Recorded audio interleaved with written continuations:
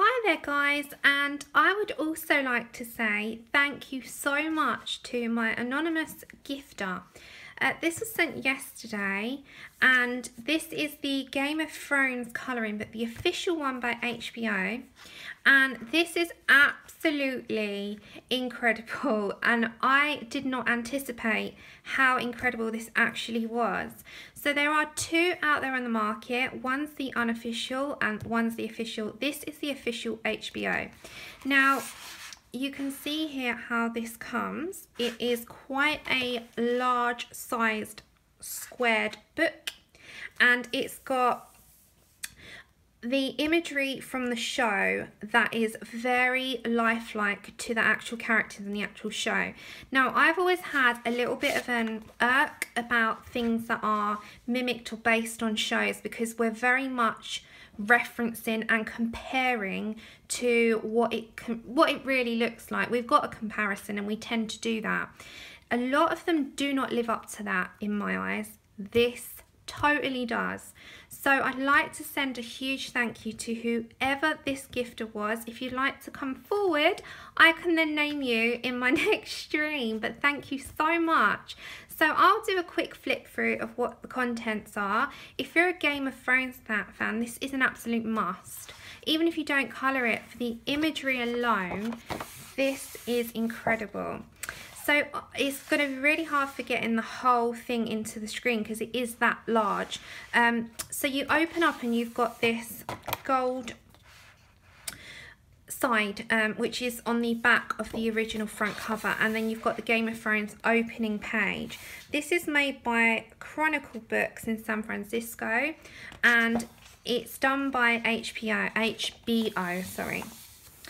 So obviously we all know this is the actual throne of the swords, you know, where they, whoever's in power sits on. It's the ultimate. And this is very lifelike to the actual show itself. Now this is the Iron Throne. It's made of all the swords, and the likes of whoever, like Queen Cersei or Tomlin or whoever it might have been at the time, has been sitting on this throne at some point. And then you get to the big whopper of a map, and this is the Westeros, and I think it's Essos. I don't like to say the names wrong because there's so many names to remember, and it's the huge map of Westeros so that you can see where each part is, and you see it at the beginning on the opening of Game of Thrones on the title. And then we get into the imagery. Now, the downside is that the imagery does run into the spine, and you're going to have to really work that down. Now, if you pushed it down first, it is bound, not glue bound.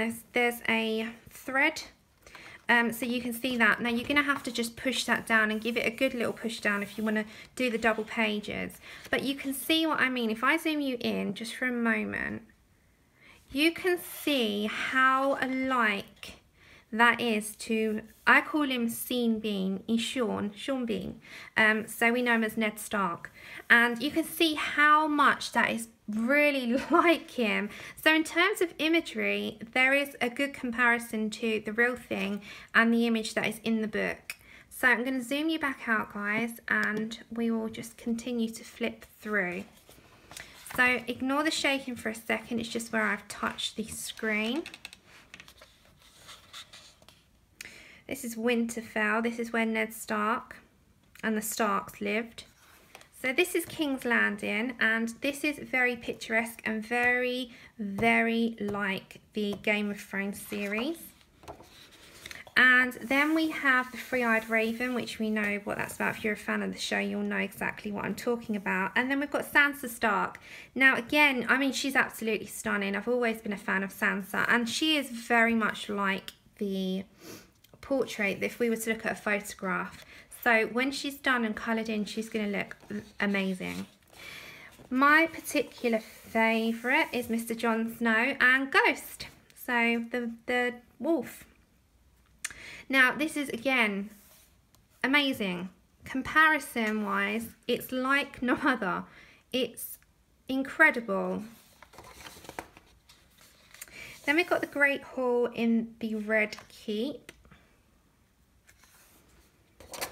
Then we've got our lovely Cersei, who's not so lovely, but still, she looks lovely in that.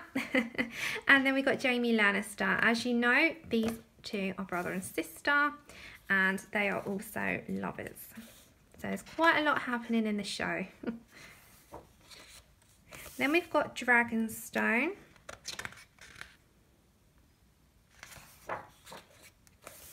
Then we have the Eri. Then we have the Battle of Blackwater. So we remember that in the show. That was a great scene. Then we have Daenerys, who's my particular favourite character of all time in the show, Mother of Dragons. And this is her army of the Unsullied. So her great army that's stuck by her side. Amazing, amazing scenes with this particular bunch of characters. So I highly, highly recommend, if you have not seen Game of Thrones, give it a go. This is the Night's Watch. So where Jon Snow and the other guys are usually camping down. Then we have the Wildlings Attack in the Night's Watch. So when they came to attack, but they're now allies. It's, yeah, there's so much going on. I don't want to give too much away because it might spoil it for those who have not watched it. Then we got one of the most charismatic and funniest characters of all time, Tyrion Lannister. Absolutely hilarious, and must say, an amazing British accent. Like, super. And then we got Arya Stark, who's grown from such a small character and such a big character in the show. Then we have Sandor, and he is the Hound. Big storyline with him that went on. And my lovely Mother of Dragons, Daenerys Targaryen.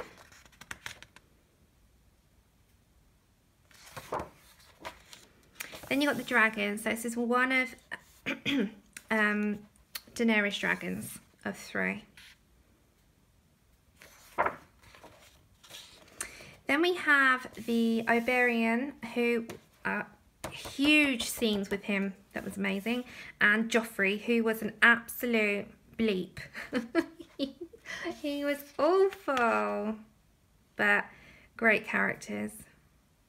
I think he was called the Viper, as I knew him.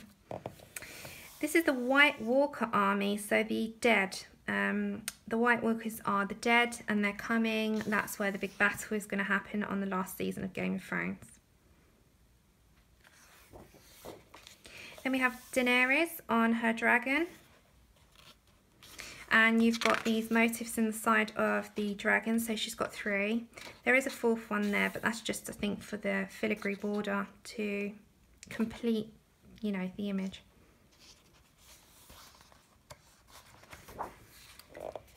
Then we have the astrolabe.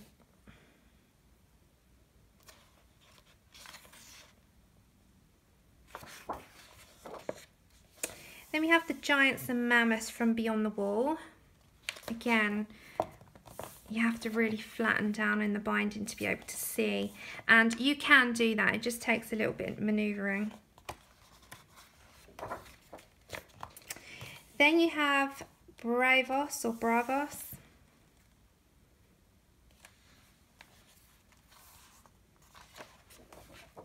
Then you have the shields of each house. So each house has a name. So you've got the Starks, Baratheons, Targaryen and Lannisters. They're those signs. So in each of their houses they have a sign and it tells you in order. So Stark is there, Baratheon, the Targaryen and the Lannisters.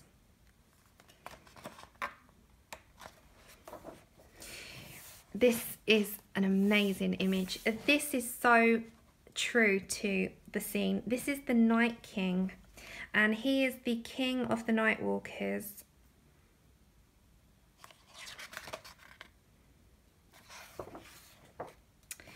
Then we have, she's like the Red Witch in it. She's brilliant. And we have Brienne of Tarth, who she is one of the female strong characters who is a soldier, a fighter, and she's brilliant.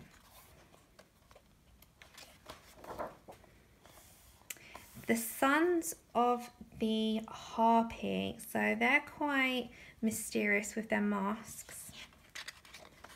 We don't know the full identity of them. And then you have the Hall of Many Faces, which is a huge scene and a huge storyline for Arya Stark in particular. And it changed how Arya is and her actions through the series. And that is the end of the Game of Thrones. So on the back it says, immerse yourself in the world of Game of Thrones through this beautifully and intricately illustrated colouring book for adults. Complete portraits of your favourite characters and experience the dramatic landscapes and cities of the Seven Kingdoms and beyond. This is a colouring book of truly epic proportions. I completely agree. So that is a full flip through of Game of Thrones and my thoughts. And it's also a humongous thank you to whoever gifted this. There was no note in there, so I can't name you, but to my anonymous gifter who sent this through the mail, thank you ever so much. I am over the moon with it. It's epic, as the book says. So if you liked this, give me a thumbs up. If you're a Game of Thrones fan and have not yet bought the colouring book, maybe this convinced you. Until my next video, guys, you all take care and I will see you then.